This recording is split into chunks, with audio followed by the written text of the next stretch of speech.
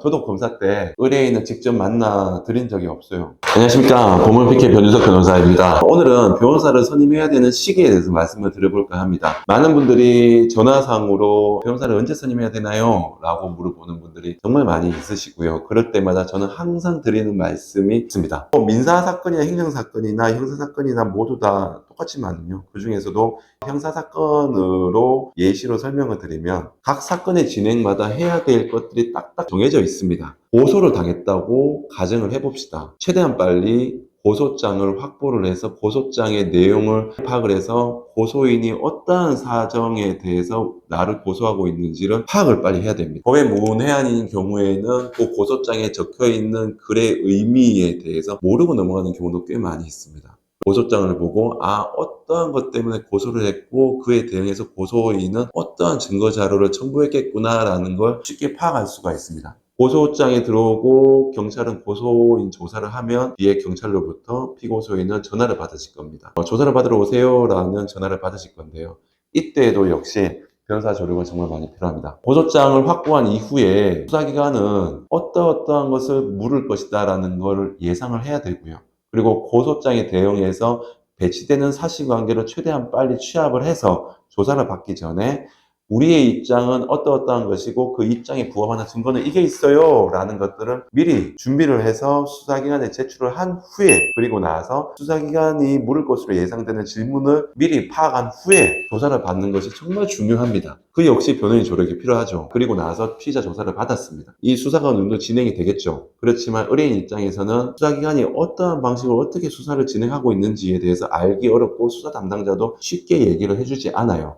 변호인이 선임이 돼 있다면 수사 담당자와 소통을 통해서 대략적으로 기술적인 방법으로 어떻게 수사가 진행이 돼 있고 어떤 것이 수사관이 수사를 하려고 하고 뭘 필요로 하는 건지에 대해서 대화 속에서 충분히 유추를 할 수가 있습니다. 그 유추를 통해서 미리 우리들의 대비 방안을 수립하고 거기에서 적시에 대응을 해서 수사기관의 수사를 편리하게 하고 우리한테 유리한 결과를 도출시키기 위해서도 변호인 조력은 필요합니다. 경찰이 수사를 했어요. 그런데 피고소인이 혐의가 있는 것으로 판단을 해서 검찰에 송치를 했어요. 자, 이런 경우에도 변호인은 정말 필요합니다. 왜냐? 일단 경찰 단계에서 피고소인은 억울하다라고 소명을 했지만 그게 잘 받아들여지지 않았기 때문에 경찰은 검찰로 송치를 했겠죠.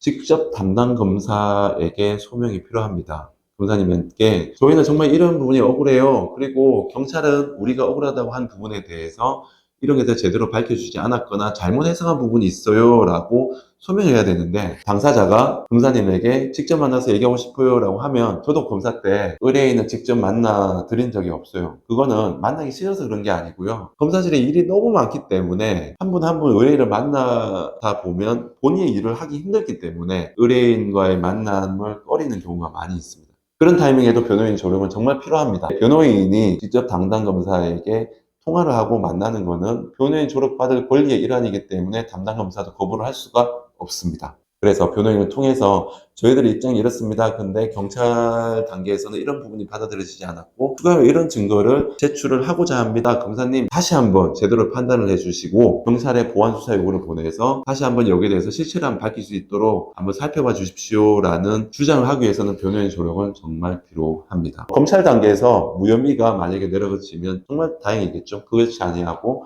경찰로 보완수사 요구가 내려갔다면은 거기에 대해서 또다시 변호인의 역할이 필요합니다. 이 보완수사 요구가 내려갔을 때 경찰에게 요청을 해서 검사님의 보완수사 요구 사항이 무엇인가요? 라는 것을 물어봤을 때 어떤 경찰은 알려주지 않은 경우도 있어요. 하지만 경험이 많은 변호사들은 직접적이진 않지만 여러 가지의 대화를 통해서 대략적으로 검사님의 보완수사 요구사항이 무엇인지를 유추를 할 수가 있고 또 거기에 맞춰서 대비를 할 수가 있습니다. 이 대비가 변호인이 없을 경우에는 당사자는 어떠한 대비를 해야 되는지를 모르는 경우가 있는가 하면 수사기관에서 알아서 해주겠지라고 그냥 맡기는 경우가 있는데요. 절대 그렇지 않습니다. 수사권 조정 이후로 경찰의 일이 너무 많아졌습니다. 검찰의 수사권이 거의 많이 없어지다 보니까 경찰은 그만큼 일이 점점 많아지게 되고 고소사건 같은 경우에는 경찰이 알아서 수사를 하기보다는 고소인 너네들이 밝히고 싶은 거에 대해서는 자료 제출해 보라라고 하는 한편 피고소인 너네들도 너네들이 주장하는 거에 부합하는 자료 제출해보라라는 식으로 그 양 당사자가 제출한 자료를 바탕으로 판단을 하는 상황이 돼버렸습니다. 자기들의 입장에 부합하는 적극적인 소명 자료, 적극적인 주장을 하지 않는 경우에는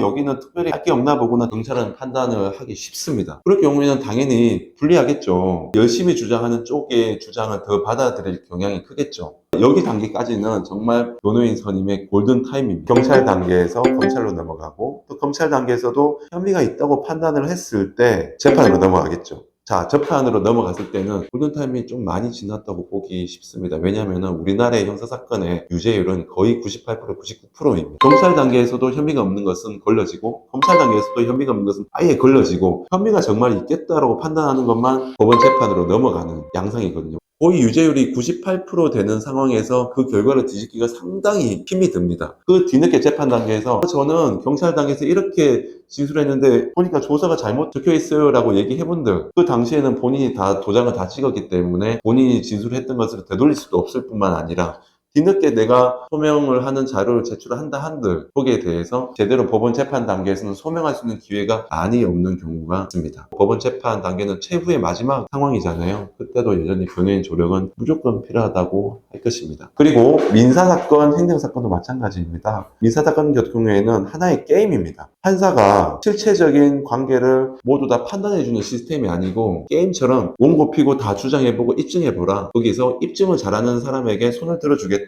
이게 민사사건의 특징이거든요. 제일 입증을 잘하는 사람에게 승소 판결을 내려줍니다. 거기에 맞는 증거를 취합을 하고 거기에 맞춰서 판사가 요구하는 당사자 주장에 배척되는 증거를 효율적으로 제출하는 사람이 이기는 구조라면 변호인 조력은 필수적이고 정말 필요하고 초반에 선임하시는 것은 권유드립니다. 더 나아가서 행정사건, 가사사건도 마찬가지입니다. 네, 오늘은 변호인 선임을 해야 되는 시기에 대해서 말씀드렸습니다.